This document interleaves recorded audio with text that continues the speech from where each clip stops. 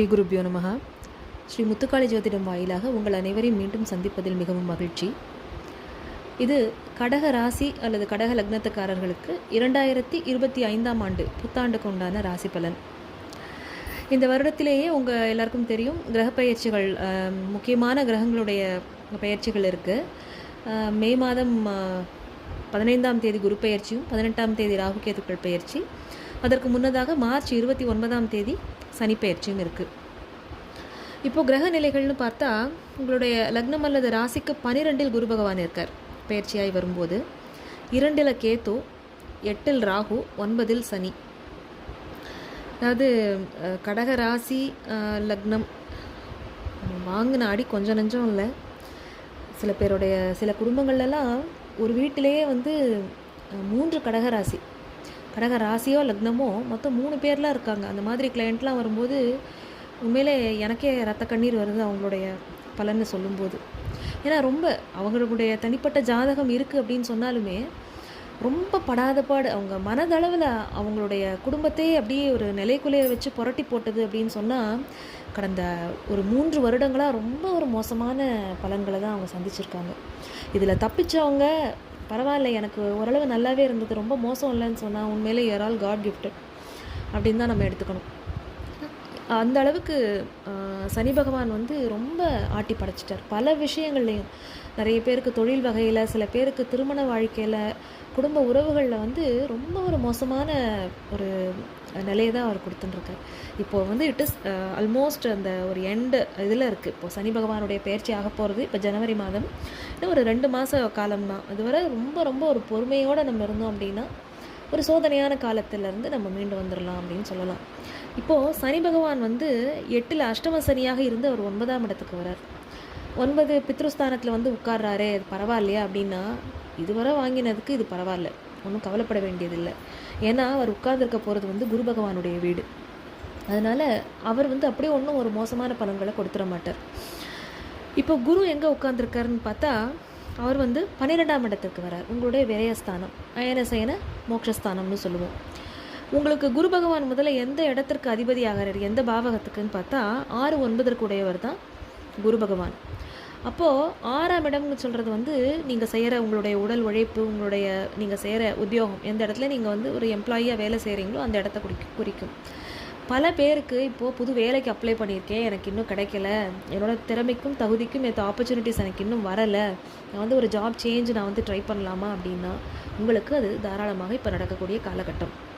இப்போ நான் ஜாப் மாற்றிக்கலாமான்னா உங்களுக்கு நல்ல நல்ல ஆஃபர்ஸ் வரும், அதை நீங்கள் தாராளமாக எடுத்துக்கலாம். இருக்கிற இடத்த விட்டு தொலைதூரம் நகர்த்தி உங்களை உட்கார வைக்கும், இடத்த மாற்றும் கட்டாயமாக. அதுவும் நிறைய பேர் நான் வெளிநாடு முயற்சி பண்ணுறேன், வெளி மாநிலங்களுக்கு போய் முயற்சி பண்ணுறேன் அப்படின்னா தாராளமாக நீங்கள் பண்ணலாம். அதற்குண்டான வாய்ப்புகள் தானே வரும், அதை நீங்கள் கரெக்டாக எடுத்துக்கணும். அடுத்தது குரு பகவானுடைய பார்வை பலம்னு நம்ம எப்போயும் சொல்லுவோம் இல்லையா. ஸோ கடக ராசி லக்னத்திற்கு குரு பகவான் ரொம்ப ஸ்பெஷல். ஏன்னா அவர் உங்களுக்கு உங்களுக்கு என்ன கொடுத்து வச்சுருக்கோ அதை உங்களுக்கு எடுத்து கொடுப்பார். குரு பகவானை பொறுத்த வரைக்கும் உங்களுடைய பிராப்தம் என்னவோ அது கட்டாயமாக கிடைக்கும். அதனால் உங்களுக்கு அவர் பார்வைப்படுறதுங்கிறது 4, 6, 8ஆம் இடங்களை பார்க்குறாரு. அப்போ என்ன ஆகும்னா, 4ஆம் இடம்ங்கிறது சுகஸ்தானம். ஸோ உங்களுடைய வாகனங்கள், உங்களுடைய வீடு, சொத்து பத்துக்கள் வாங்குறீங்க இல்லையா, அதெல்லாம் குறிக்கிறது 4ஆம் இடம். பல பேருக்கு அவங்களுடைய சொந்த வீடு கனவு இப்போது நிறைவேறக்கூடிய காலம். அதுவும் எப்படின்னா, சாதாரணமாக இல்லாமல் நல்ல ஒரு லக்ஸூரியஸாக, நல்ல ஒரு ரொம்ப பிரம்மாண்டமான ஒரு வீடு, அது வாகனங்கள், அந்த மாதிரிலாம் அமையறதுக்கு வாய்ப்புகள் இருக்குது. இப்போது அந்த உங்களுடைய 4ஆம் இடத்தை குருவனுடைய சுப பார்வைப்பட்டு அதுக்கு வலு ஏறும்போது, வீடு வாங்கினாலும் நல்ல பிரம்மாண்டமாக இருக்கும். ஒரு வாகனம் வாங்குறதுனாலும் ஒரு ஹையர் எண்ட் மாடல் அந்த மாதிரி வாங்குவீங்க. நீங்கள் யூஸ் பண்ணுற கேட்ஜெட்ஸாக இருக்கட்டும், நீங்கள் உபயோகப்படுத்துகிற பொருட்களாக இருக்கட்டும், உங்களுடைய சுகத்துக்காக நீங்கள் நல்லா அனுபவிக்கணும்னு வாங்குறது எல்லாமே ரொம்ப கண்ணுக்கும் அழகாக இருக்கும். அதனால் நல்ல உங்களுக்கு ஒரு திருப்தியும் கிடைக்கக்கூடியதாக அது அமையும். ஏன்னா 4ஆம் இடத்திற்கு அதிபதியே தான் 11த்துக்கும் ஆகிறார். இந்த இடத்த பார்க்கும்போது அதோடைய வலுவும் ஏறும். அடுத்து 6ஆம் இடத்தை பார்க்கும்போது நல்ல ஒரு சம்பளத்தோட நல்ல ஒரு வேலை அமையும். நிறைய பேருக்கு வேலை மாற்றத்துக்கு காத்துட்டுருக்காங்க அப்படின்னா இது ரொம்ப ரொம்ப உகந்த காலகட்டம். வேலை பார்க்குற இடத்துல உங்களுடைய மதிப்பு மரியாதை கூடி உங்களுக்கு நல்ல ஒரு சேலரியில் இன்க்ரிமெண்ட்டு, ஒரு போனஸ், இந்த மாதிரியெல்லாம் அடுத்த ஒரு வருடத்துக்குள்ளே நிறைய உங்களுக்கு கிடைக்கிறதுக்கு வாய்ப்புகள் இருக்குது. மனசு ரொம்ப திருப்தியாக இருக்கும். அந்த சாட்டிஸ்ஃபேக்ஷன்னு சொல்லுவோம் இல்லையா, அது உங்களுக்கு நல்லபடியாக கிடைக்கும். அடுத்தவருடைய பார்வை 8ஆம் இடத்துக்கு படுறது. அப்போது எதிர்பாராத நல்ல அதிர்ஷ்ட யோகங்கள் உங்களை தேடி வரும். அதாவது நம்ம ஒரு விஷயத்தை எதிர்பார்த்து ஒன்று செய்யும்போது அது நடக்காத மாதிரி சைலண்ட்டாக இருக்கும்.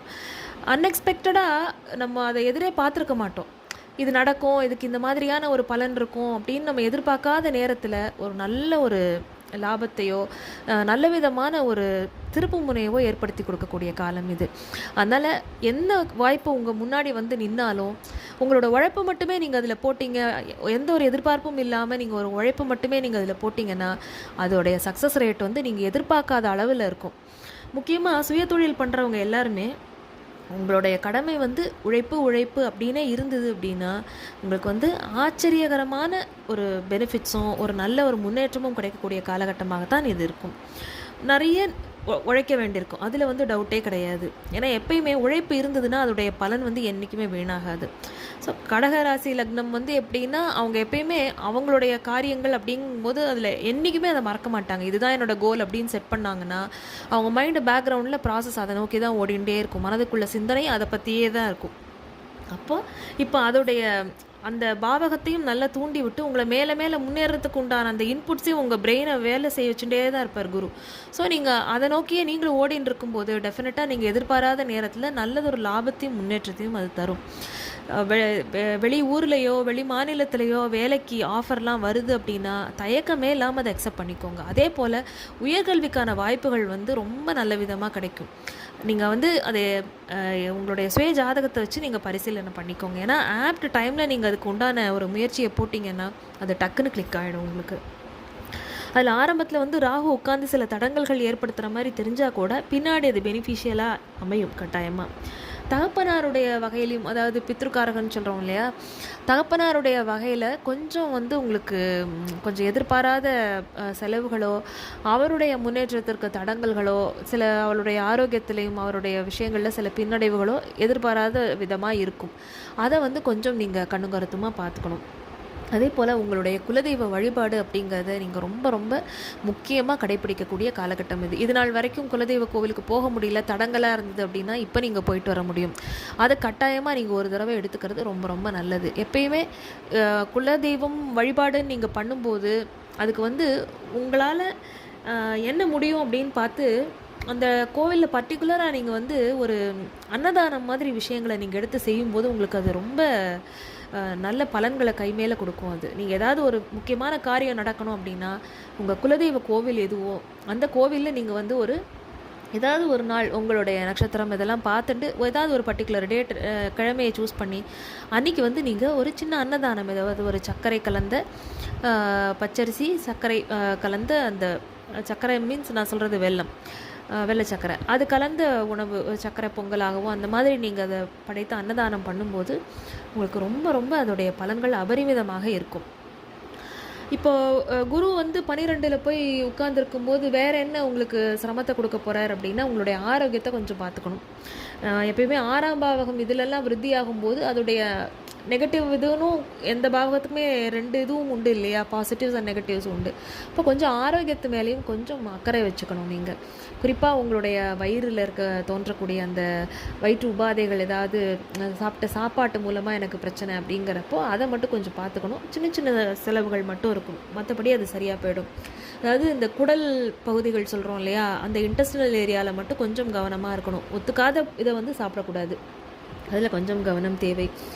மற்றபடி கடகராசிக்கு வந்து ஒரு எப்படா சனி பகவான் அந்த இடத்த விட்டு நம்ம நகர்த்துவோங்கிற இதிலே தான் கடகமும் சிம்மமும் இருக்கும். சிம்மத்துக்கு இன்னும் சோதனை காலம் இருக்குது கொஞ்சம். கடகம் வந்து டோட்டலி அதை விட்டு நீங்கள் வெளியில் வந்துட்டீங்க. அதனால் ஸோ அதான் நம்ம ஆரம்பத்துலேயே நம்ம சொல்லியிருப்போம், light at the end of the tunnel. அது மாதிரி உங்களுக்கு வந்து நல்ல ஒரு பிரகாசம் எதிர்காலத்தில் காத்திருக்கு. கவலையே படாமல் நீங்கள் பாட்டு உங்கள் உழைப்பு மட்டுமே போட்டு முன்னேறி போயிட்டே இருங்க. அடுத்து ஒரு 2.5 இயர்ஸ்க்கு இதுதான் என்னுடைய கோல்ஸ், இதெல்லாம் தான் அப்படின்னு லிஸ்ட் அவுட் பண்ணி வச்சுக்கோங்க. ஒன்றொன்னா நீங்கள் டிக் பண்ணி நிறைவேற்றி வந்துட்டே இருக்கலாம். ஏன்னா அடுத்து வரக்கூடிய குரு பயிற்சி வந்து உங்களுக்கு இன்னும் ரொம்ப சூப்பராக இருக்கும். அதாவது திருமண முயற்சிகள் இருந்த தடங்கல்கள்லாம் போய் அது எல்லாமே அடுத்தடுத்து இன்னும் ரொம்பவே நல்லா இருக்குது இந்த சனி பயிற்சியை தாண்டி வரும்போது. ஸோ சனி பகவானுடைய பார்வைன்னு பார்க்கும்போது அவர் வந்து உங்களுடைய திருப்தி ஸ்தானம்னு சொல்லக்கூடிய 11ஆம் இடத்தை பார்க்குறார். முயற்சி ஸ்தானம், தைரிய வீரிய விஜயஸ்தானம்னு சொல்லக்கூடிய 3ஆம் இடம், இளைய சகோதர பாவம் அதுதான். 3 பார்க்குறார். அப்புறம் உங்களுடைய 6ஆம் இடத்தையும் பார்க்குறார். அப்போது நீங்கள் சனி வந்து உங்களுக்கு யாருன்னா, அவர் வந்து கெடுதலை தான் கொடுப்பார், இல்லைன்னு சொல்லலை. அவர் வந்து 7, 8க்கு உண்டானவர் தான். உங்களுடைய முயற்சிகளில் ஒரு சின்ன தடங்களை கொடுத்து ஆனால் அதை சக்ஸஸ் பண்ணிடுவார். இப்போ சனி வந்து சின்ன சின்ன தடங்கல்களை ஏற்படுத்தினாலும் குரு பகவான் வந்து அதை நிவர்த்தி பண்ணுற விதமாக நடந்துக்கும் போது, அப்போது அந்த உத்தியோக முயற்சிகள், அதை தான் நான் சொன்னேன், உங்களுடைய நல்ல ஆப்பர்ச்சுனிட்டி வரும்போது அதை டக்குன்னு பிடிச்சிக்கோங்க. ஏன்னா அந்த இடத்துல நமக்கு வந்து போட்டி இருக்கும். போட்டிகளுக்கு இடையே நீங்கள் வின் பண்ணி வர்றது தான் உங்களுடைய ஒரு நிலைமையாகவே இருக்கும் இந்த வருஷத்தில். அதனால் அதுதான் உங்களுடைய உழைப்பை மட்டுமே மூலதனமாக போடுங்க. நீங்கள் இருக்கிற இடத்துல வந்து ஒரு எதிர்ப்புகள் உருவானாலும் நீங்கள் அதை மைண்ட் பண்ணிக்காமல் நீங்கள் உங்கள் வேலையை பார்க்கும்போது கட்டாயமாக அதுக்கு உண்டான பலனை நீங்கள் அனுபவிக்க முடியும். அதனால் கடகராசிக்காரர்களுக்கு வந்து இந்த 2025ஆம் ஆண்டு வந்து அப்பாடா பெரிய ரிலீஃப் அப்படின்னு சொல்கிற மாதிரி தான் இருக்கும் அவசியமாக. ஏன்னா இதுக்கு முன்னாடி இருந்த நிலைமையை கம்பேர் பண்ணும்போது இனி வரப்போகிற சேலஞ்சஸோ அந்த ப்ராப்ளம்ஸோ ஒன்றுமே கிடையாது. ஏன்னா நீங்கள் வந்து அஷ்டம சனியவே கடந்து வந்துட்டீங்க. அதனால் அடுத்து வரதெல்லாம் உங்களுக்கு வந்து ரொம்ப சிம்பிள். அதனால் பெருசாக ஒரி பண்ணிக்கிறதுக்கு எதுவுமே கிடையாது.